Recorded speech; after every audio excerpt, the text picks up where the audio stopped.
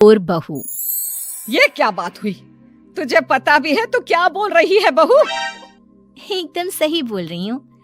अगर आपको मुझसे अपनी इन ऐंठन भरे घुटनों की मालिश करानी है तो मुझे वो देना पड़ेगा जो मैं मांग रही हूँ। एक हाथ दो और दूसरे हाथ लो, सिंपल। बहू हूँ, इसका मतलब ये नहीं कि नौकरानियों की तरह काम करूँ। ये है अमृता और उसकी सास रेखा। अमृता एक नई नवेली बहू है जिसकी शादी कुछ दिनों पहले ही रेखा के बेटे माधव के साथ हुई है। वैसे तो अमृता दिल की बहुत अच्छी है, लेकिन वो कहते हैं ना कि खून का रंग तो दिखता ही है। बस वही डॉन की बेटी होने का रंग यहाँ अमृता में भी दिख रहा है, जो है रिश्वत लेना। जी हाँ, काम चाहे कितना भी छोटा या कितना भी बड़ा क्यों ना हो, हमारी अमृता बहू बिना रिश्वत लिए कुछ नहीं करती। चलिए देखते हैं आगे इनके साथ और क्या क्या होता है। रेखा और अमृता को लड़ते देख ससुर प्रेमचंद वहाँ आता है और कहता है, अरे क्या हुआ? काहे इतना तिल मिला रही हो रेखा? अरे कुछ बोलोगी भी या कानों में हड़ताल हो रखी है तुम दोनों के? देखिए ना पापा जी, माँ जी ने मुझे कहा कि मैं उनके घुटनों की मालिश कर दूं, लेकिन उसके बदले में माँ जी मुझे वो हीरो वाला पुश्तैनी हार देने से इनकार कर रही हैं। क्या?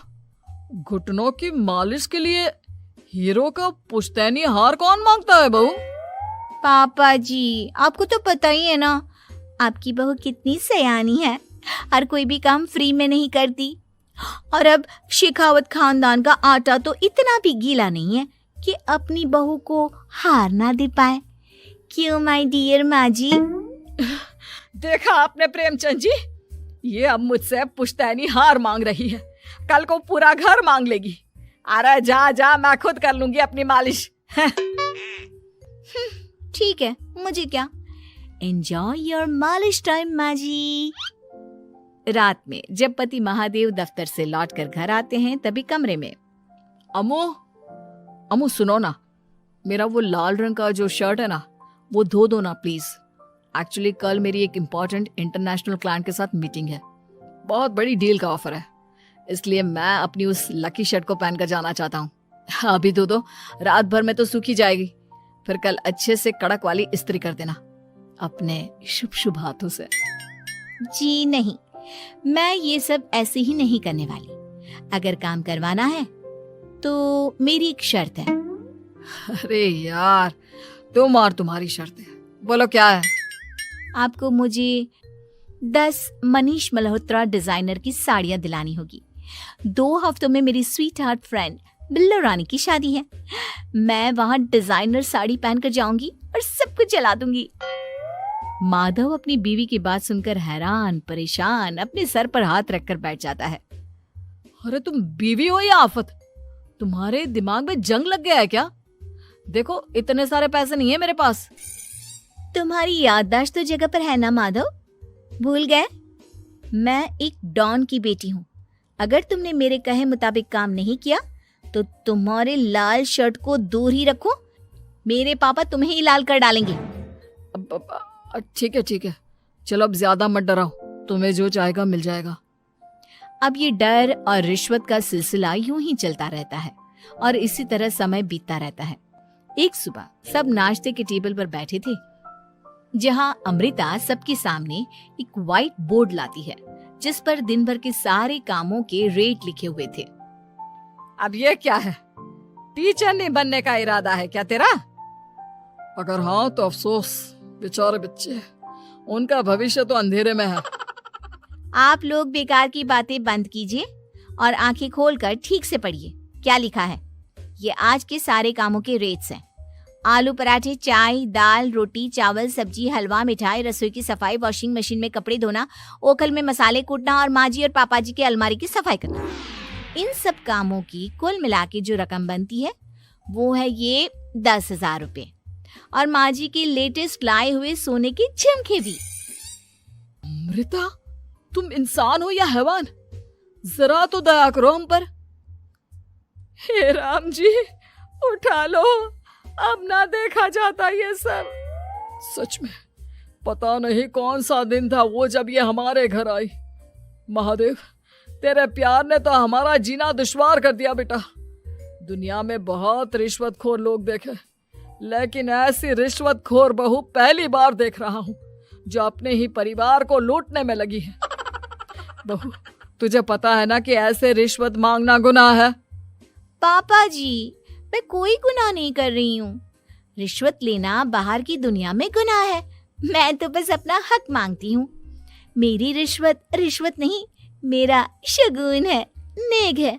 और वैसे भी मैं एक बहू हूँ, इसका मतलब ये नहीं कि मैं सब काम पूरी जिंदगी फ्री में करूँ, आपके चरणों को धोते बैठूं और 24 घंटे आपकी नॉन स्टॉप सेवा करती बैठूं।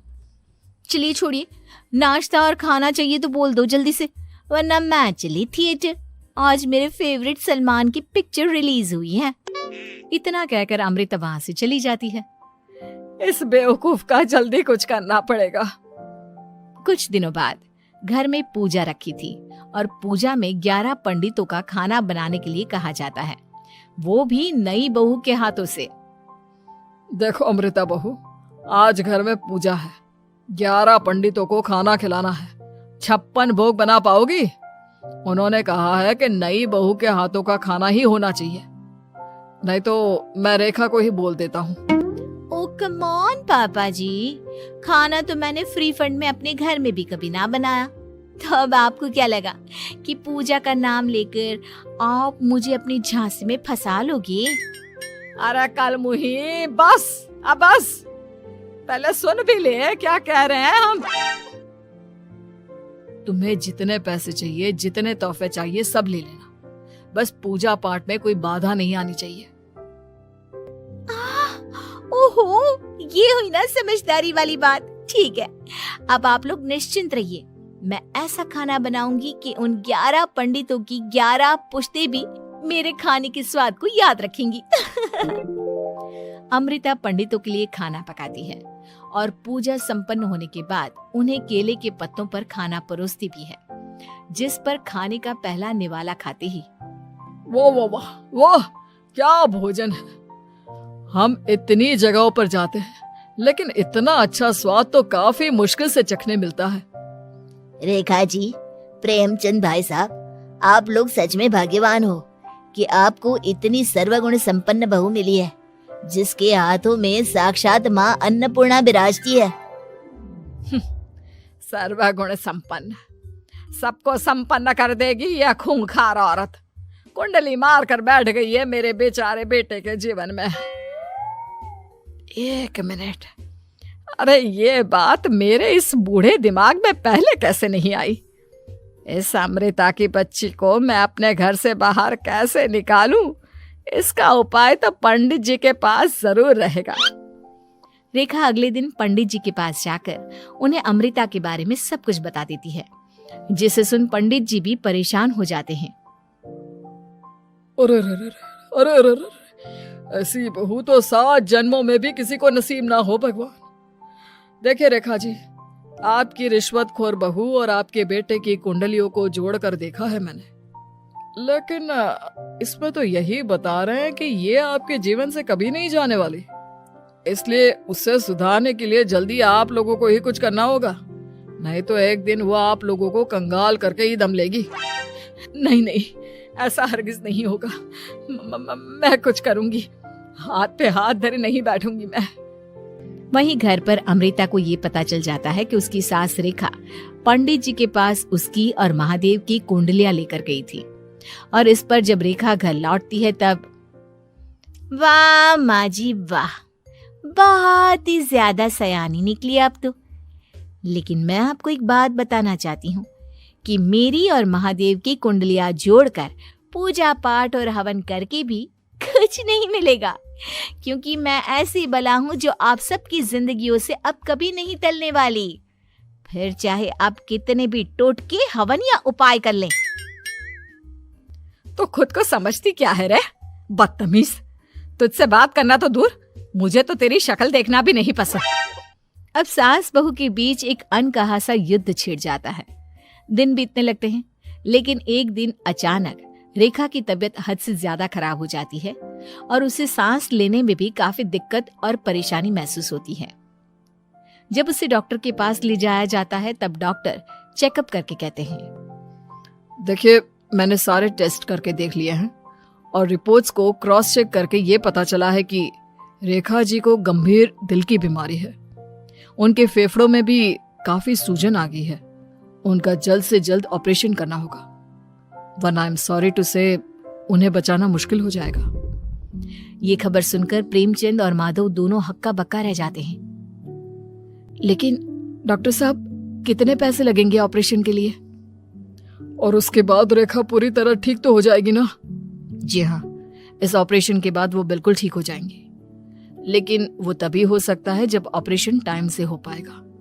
और रही बात ऑपरेशन के खर्चे की, तो उसमें तकरीबन 6 से 7 लाख रुपए तक लग सकते हैं। जहां एक तरह सब रेखा की तबीयत और ऑपरेशन को लेकर परेशान होते हैं, वहीं घर पर रेखा को बिस्तर पर देखकर भी अमृता के अंदर जरा भी दया नहीं आती। ओ माँ जी, ये अपना फालतू का मेलोड्रामा बंद कीजिए ना आप। मुझे पता है आपको मुझे रिश्वत नहीं देनी है और घर के सारे काम मुझसे मुफ्त में करवाने हैं, इसीलिए आप ये सब कर रही हो ना। सीरियसली अमृता, ऐसे हालात में तुम ऐसी बातें कैसे कर सकती हो? हम यहाँ परेशान हैं कि ऑपरेशन कैसे कराएंगे, बैंक में इतने पैसे भी नहीं है, और तुम माँ को ताने सुना रही हो। अरे अमृता बहू, मैं भला ढोंग क्यों करूंगी? हम 6 से 7 लाख का बंदोबस्त कैसे करेंगे? करेंगे पापा, कैसे भी करेंगे। अमृता, अगर कभी भी जिंदगी में तुमने मुझसे सच्चा प्यार किया है, एक पल के लिए भी सही, तो तुम्हें आज इस परिवार, इस घर की नींव, मेरी माँ को बचाना होगा। हमने अपना सब कुछ तुम्हें दे दिया है, अब तुम्हारी बारी है अपने किए का हिसाब चुकाने की। मुझे पता है तुम्हारे अंदर भी दिल है।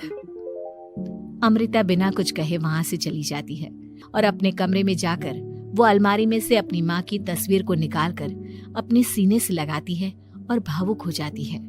माँ, आपके जाने के बाद पापा ने ही मेरा ख्याल रखा, लेकिन उनकी वजह से ही मुझ में काफी बुरी आदतें भी आ गई। शायद मुझे इतना बुरा आपकी गैर मौजूदगी ने ही बनाया।